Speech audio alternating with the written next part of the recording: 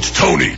Okay, folks, we are back, and we are talking about this interesting story about Anthony Burruto from Orlando, Florida. Kid was born with let's call it a birth defect. He had a couple of missing bones in each of his legs. Doctors had to amputate him, I guess from the knee down when he was just an infant. The kid still was able to play effectively the game of baseball. He has tried out for his high school varsity team as a sophomore. He was cut this past week, and there seems to be a lot of controversy around this story, and there are people who think that he was cut unfairly because of his affliction, and there are others who just simply say, hey, pragmatically speaking, my guess is the coach picked the best kids, and hey, unfortunately, Anthony Burruto, you're just not one of them. Now, again, we got a ton of emails in this week, and I'm going to try to get to them as many as possible, and we will be taking your calls at 914-693-5700. We did get an email in from John, who writes, "Say, Coach Tony, we're not talking about a major Florida college team. We're talking about a local high school. This whole situation shows us where kids' sports has really come. This is a local community high school team where the players are students first and athletes second. And that's why they're called student athletes. At this point, life lessons are more important than games that are won or lost." Well, the only reason I read that particular email is because this was spoken like a true everyone gets a trophy dad. If you think life lessons are more important than games won or lost, I get the idea, but you know what? Tell that to the coaches who this year are going to lose their jobs because they didn't have winning records. Because you know what? As nice as it seems to say winning and losing doesn't matter, when you collect a paycheck, it does. And coaches get fired every year because they don't win. Like I said, once you get a paycheck, you are expected to win, period.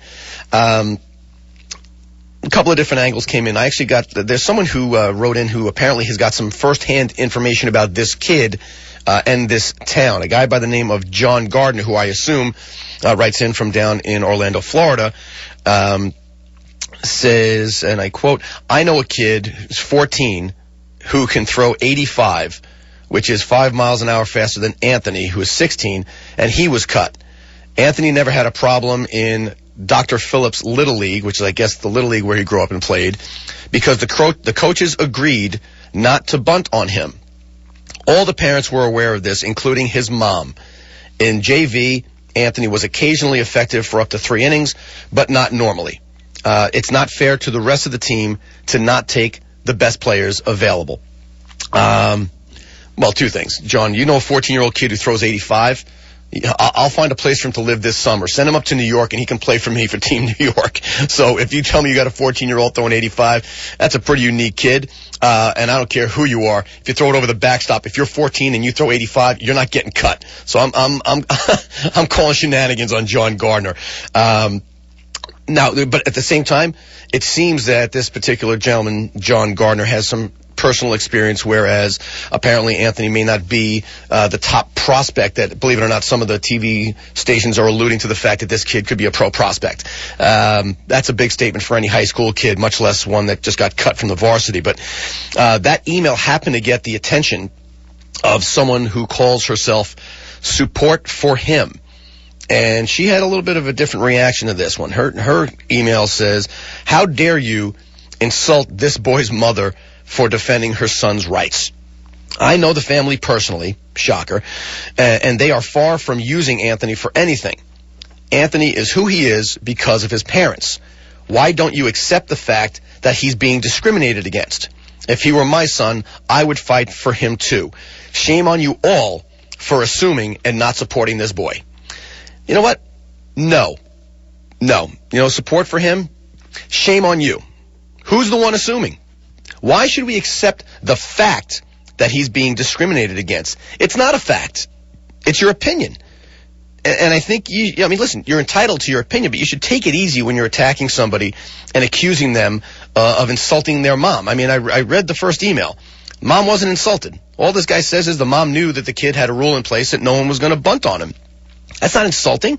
If the coaches agreed not to bunt on this kid and the mom knew it, then the mom knew it. There's nothing really insulting about that. let me correct myself. Actually, there is something insulting about it. And I hope this doesn't sound the wrong way. And when I say that, it means it's going to sound the wrong way. If this kid and his parents truly want them to be treated like everyone else, then why didn't his parents insist on putting the kibosh on this no bunting rule? And again, let me... it's going to be one of those mornings. Let's say just my kid happens to be a fat kid, and he can't get around as much, and he can't handle bunts. Should I get the same accommodation? Don't bunt on my kid because he's fat and he's not going to be able to field a bunt? Come on. Now, another thing. You throw in this whole idea of, why don't we all just, shame on us all for not supporting this boy. Who says we're not supporting this boy? I'm supporting him. I'm supporting his rights to try out for the team. If he was shut out of the tryouts, in other words, if the coaches and his school administration had said, hey, we're worried he's going to get hurt, we don't want a kid with no legs representing our school or anything stupid like that, I'm telling you, I would be the first one to jump out there with the picket lines ready to crucify the school and the coach. The fact is, they gave him a chance, and he just didn't make the team. Now, if something comes out that shows that there was foul play, then let's start attacking. And then I can tell you how sorry I am on the air and on YouTube. But that just hasn't happened yet. The kid was involved in 2 days of tryouts, and he got cut. Now, there are far too many emails that came in from people who just say, well, the coach sucks, the coach is an awful person, this, that. There are some that are founded, and I'll get to those, but the ones who just simply throw stones at this coach, I can't really justify, and I'm not going to read those. So for those of you who are holding your breath, waiting for me to read your bile about how you crucifying this guy, don't hold your breath, because it's not going to happen. But I will go to a couple of more pragmatic emails that came in. And by the way, we still have the studio lines open at 914-693-5700. But we did get a note in from Wayne, who writes, simply enough, hey, Coach Tony, I have two questions. One, were there better players who made this team? And two, he's been pitching for 8 years according to the articles. Are you going to tell me no one has tried to bunt on him? Well, the second one was answered. No one has tried to bunt on him because the league put specific accommodations in place where the kid would not be exploited for, and let's call it what it is, an obvious disability. It's not a bad word. It is what it is. If I don't think I could pitch with two prosthetic legs, so while the kid gets all my respect and all the credit in the world for what he's done, let's call it what it is. The kid does have a disability, and that's what this comes down to. And I'll have to assume, Wayne, that there are better players that made the team. Like I said, there were 23 kids that were cut. It's not like this was, came down to the wire and this kid was on the bubble and it was going to be the last kid cut. There were 23 other kids that want to play, believe they deserve to play, and think they're good enough to make the team, and they just didn't. So, I think, pragmatically speaking, I think you bring up two really good questions, and in some cases you can look at this as, the only two questions that need to be answered. But there are others who chimed in on the topic. We actually got one in from a guy named Dave Henderson.